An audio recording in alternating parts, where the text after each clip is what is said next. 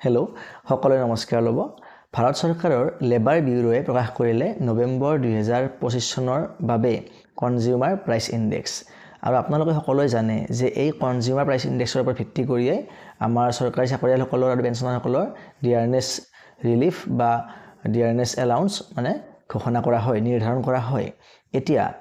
এই যেটো 2025 চনৰ নৱেম্বৰ মাহৰ যেটো মানে কনজিউমাৰ প্ৰাইচ ইনডেক্স প্ৰকাশ পালে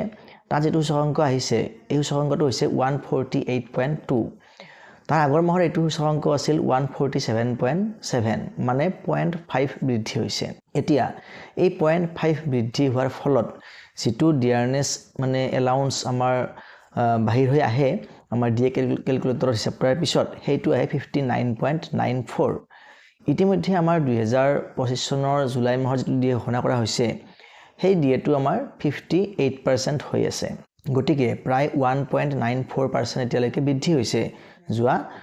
ডিএ ঘোষণাৰ পিছৰে পৰা এতিয়া আমাৰ আৰু মাত্ৰ এটা মাহৰ কাৰণে এই ইনডেক্সটো প্ৰকাশ পাবলৈ বাকি আছে আমাৰ ডিসেম্বৰ মাহৰ ইনডেক্সটো আহিবলৈ বাকি আছে যেটো আমি লাভ কৰিম জানুৱাৰী মাহৰ শেষৰ ফালে কিন্তু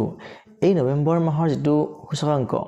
এইটো প্ৰকাশ পোৱাৰ লগে লগে এটা কথা অলমোস্ট নিশ্চিত হৈ পৰিছে যে আমাৰ পৰৱৰ্তী যেটো ডিএ ঘোষণা কৰা হ'ব জানুৱাৰী 2026 ত সেই ডিএটো 2% তকৈ বেছি নহব আৰু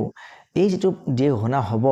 জানুৱাৰী 2026 ত সেই ডিএটো অত্যন্ত গুৰুত্বপূৰ্ণ হ'ব কাৰণ হেইটো হ'ব 7th পে কমিশনৰ লাষ্ট ডিএ কাৰণ হেইটো ডিএৰ ওপৰত নিৰ্ভৰ কৰা হ'ব আমাৰ যেটো ফিটমেন্ট ফেক্টৰ এতিয়া যদিহে 2% হয় যেটো প্ৰায় নিশ্চিত বুলি ক'ব পাৰো প্ৰায় 99.9% নিশ্চিত 2% হ'ব তেনেস্থলত আমাৰ টোটাল ডিএ হ'ব 60% গতিকে যদিহে বেসিক পে 1 বুলি ধৰা হয় আৰু তাৰ লগত যদি ডিএটো মাৰ্জ কৰা হয় মানে 0.6 হ'ব টোটাল 1.6 হ'ব এতিয়া যদিহে অষ্টম দৰমহা আয়োগত এই 1.6 ৰ ওপৰত চৰকাৰে 20% স্যালাৰি বৃদ্ধি কৰে তেনেহলে আমাৰ যেটো ফিটমেন্ট ফেক্টৰ হেইটো হ'ব 1.92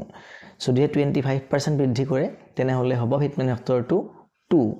আৰু যদিহে বৃদ্ধি কৰে 30% তেনেহলে ফিটমেন্ট ফেক্টৰ হ'ব 2.08 এতিয়া চৰকাৰে কিমানখিনি দৰমহা মানে বৃদ্ধি কৰিব কিমান পাৰ্চেন্ট বৃদ্ধি কৰিব হেইটো নিৰ্ভৰ কৰিব অষ্টম দৰমহা আয়োগৰ যিখন পৰামৰ্শাৱলী যেটো ৰিপৰ্ট দিব আয়োগে তাৰ ওপৰত নিৰ্ভৰ কৰিব কাৰণ আমাৰ যি কৰ্মচাৰী পৰিষদ আছে তেওঁলোকে অহৰহ ডিমান্ড কৰি আছে যাতে ফ্যামিলি ইউনিটটো বৃদ্ধি কৰা হয় আৰু যদি হে ফ্যামিলি ইউনিটটো বৃদ্ধি কৰা হয় তেনেহলে তাৰ লগত আনুষংগিক সকলো হিচাপ নিকাছখিনি যেটো পৰিমাণ হেতু বৃদ্ধি হ'ব আৰু তেনেস্থলত চৰকাৰে হয়তো দৰমহাৰ যেটো বৃদ্ধি হেতু অলপমান বেছিকৈ বঢ়াই দিয়াৰ সম্ভাৱনা আছে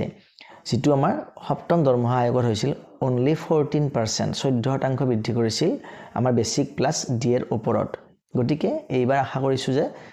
চৰকাৰে অলপমান বেছিকৈ বঢ়াই দিব যাতে বৰ্তমান যেটো মূল্য বৃদ্ধি হৈ আছে তাৰ লগত আমাৰ যিখিনি কৰ্মচাৰী আছে চৰকাৰী কৰ্মচাৰী আছে সেই কৰ্মচাৰীসকলে সমাযোজন কৰিব পাৰে আৰু যেটো অৰ্থনীতি দেশৰ অৰ্থনীতি সেই অৰ্থনীতিটো আগুৱাই লৈ যোৱাত সহায়ক হ'ব পাৰে কাৰণ যেতিয়া কৰ্মচাৰী হাতলৈ টকা আহিব তেতিয়াহে মাৰ্কেটখন মানে মোবিলাইজ হ'ব বেছিকৈ মুভিং হ'ব নহলে যদিহে ক্ৰয় বিক্ৰয় কমি থাকে কৰ্মচাৰী হাতত টকা পইচা বেছি নাথাকে তেনেহলে নিশ্চয়কৈ এইটোৱে আমাৰ যেটো অৰ্থনীতি দেশৰ সেই অৰ্থনীতিটো প্ৰভাৱ পেলাব গতিকে আশা কৰো চৰকাৰে এই বিষয়ে বিবেচনা কৰিব আৰু কৰ্মচাৰীসকলক এটা ভাল দৰমহা বৃদ্ধিৰ জৰিয়তে ভালকৈ সকাহ প্ৰদান কৰিব গতিকে ইনফৰমেশনটো আজিলৈ ইমানেই পৰৱৰ্তী ভিডিঅ'ত পুনৰ লগ পাম ধন্যবাদ